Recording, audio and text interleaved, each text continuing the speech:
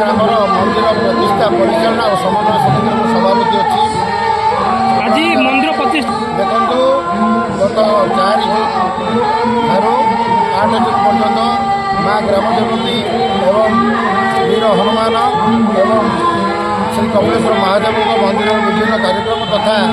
आमर माँ ग्राम ठाकुराणी जी आवामान कालू एठार अधिष्ठात्री देवी से अच्छा ग्रामदेवी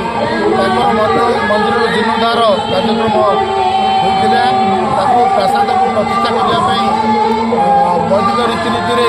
आम पंडित मैंने दिन निर्धारण करते 4 जून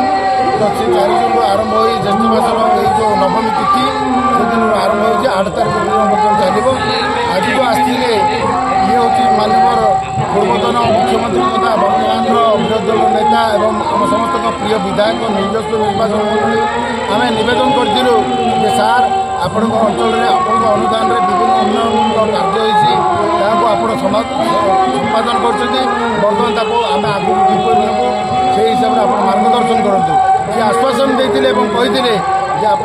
निश्चिंत रोच तुम सहित अच्छी मु न जापारे कार्य विस्तृत जोगु मोर प्रतिनिधि स्वरूप विभिन्न पूर्वतन मंत्री पूर्वतन विधायक सांसद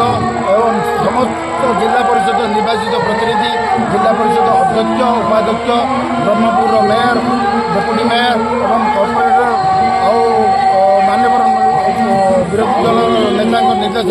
विभिन्न पदपदधारी व्यक्ति आसते आम धन्य मान करें कृतज्ञ चिर कृतज्ञ से महामोहन पाखे जो मानकर पदरजु आमर ये अंचल पड़ा आम धन्य हलु कार्यक्रम तो 8 तारीख पर्यटन रमाध्यम नवेदन हो जगत जननी माँ ग्रामदेवती कृपा समस्त लाभ हो हरिनाम संकीर्तन में जीव कृपा समस्त को लाभ हो जगतर मंगल हो जय जगन्नाथ। मंदिर प्रतिष्ठा आज जो ग्रामदेवती मंदिर अति छोट होता आम पूर्वतन मुख्यमंत्री तथा माननीय विरोधी नेता नवीन पट्टनायक आज आज ये ग्रामदेवती मंदिर आज बड़ आकार एवं आज प्रतिष्ठा उत्सव पूर्वतन सांसद पूर्वतन विधायक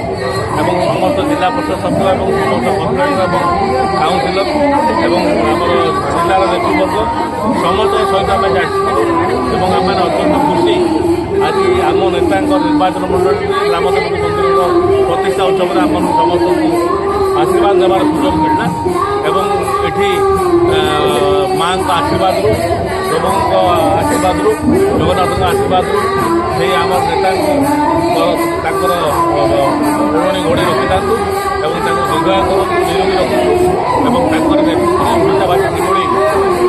सुजोग पाई आसुले गरीब लोक मैंने विशेष जो सुजोग पाते से सुजोग आगामी कांग्रेस को अभिनंदन ज्ञापन करते शोभायात्रा कर समाजटा को उत्थापन कर निश्चित भाव आम विरोधी दल हिसाब से आम काम